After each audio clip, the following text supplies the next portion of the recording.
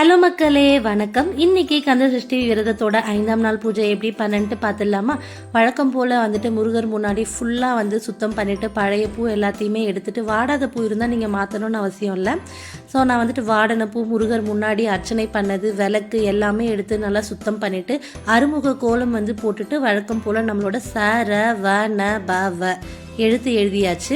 So இன்றைக்கி 5ஆம் நாள் அப்படின்றதுனால 5 விளக்கு வந்து ரெடி பண்ணி வச்சுருந்தேங்க. அதையுமே வந்துட்டு முருகன் முன்னாடி வந்து வச்சாச்சு.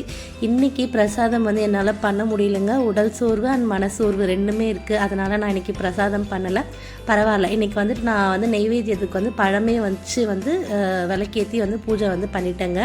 இன்றைக்கி வந்துட்டு ஒரு முருகர் கோயிலுக்கு வந்து போயிருந்தேங்க ஆவடியில். இது வரைக்கும் நான் பார்க்காத ஒரு கோயில். ரொம்ப ரொம்ப ஹாப்பியாக இருந்தது. ரொம்ப நல்ல தரிசனம் கிடச்சிது. நிம்மதியாக அவர் முன்னாடி உட்காந்து வந்துட்டு என்னோட மனதில் இருந்த குறைகள் எல்லாத்தையுமே எனக்கு வேணுன்றது எல்லாமே அவர்கிட்ட உட்காந்து நான் வந்து வேண்டிட்டு வந்திருக்கேன். இன்றைக்கி போற்றி 108 போற்றி வந்துட்டு முருகன் முன்னாடி படித்து நான் டெய்லியுமே பூ போடுவாளே, அந்த மாதிரி போட்ட பூ பார்த்திங்கன்னா இன்றைக்கி முருகரோட பாதி வரைக்கும் வந்து வந்துருச்சுங்க. அது பார்க்கவே வந்துட்டு அவ்வளோ அழகாக இருந்தது. அதை பார்க்கும்போது எனக்கு ஒரு விஷயம் வந்துட்டு ஞாபகம் வந்ததுங்க. இது எத்தனை பேருக்கு வந்துட்டு தெரியும்னு தெரியல. இந்த கந்தசஷ்டி விரதத்தோட கடைசி நாள் 6ஆம் நாள் பார்த்திங்கன்னா சூரசம்ஹாரம் வந்து நடக்கும். அது வந்துட்டு திருத்தணியில் இது வரைக்கும் பண்ணதே கிடையாதுங்க. திருத்தணி மலையில் வந்துட்டு சூரசம்ஹாரம் நடக்காது.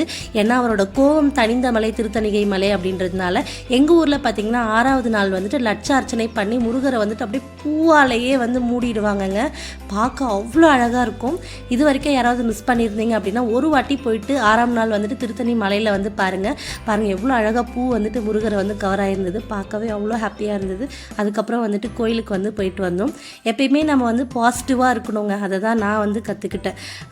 அது பாசிட்டிவாக நம்ம எவ்வளோ பாசிட்டிவாக இருக்குமோ அவ்வளோ பாசிட்டிவான விஷயங்கள்லாம் வந்துட்டு நமக்கு நடக்கும். உண்மை, தர்மம், நேர்மை இதெல்லாம் வந்துட்டு நம்ம முடிஞ்ச வரைக்கும் கடைபிடிச்சுக்கணுங்க.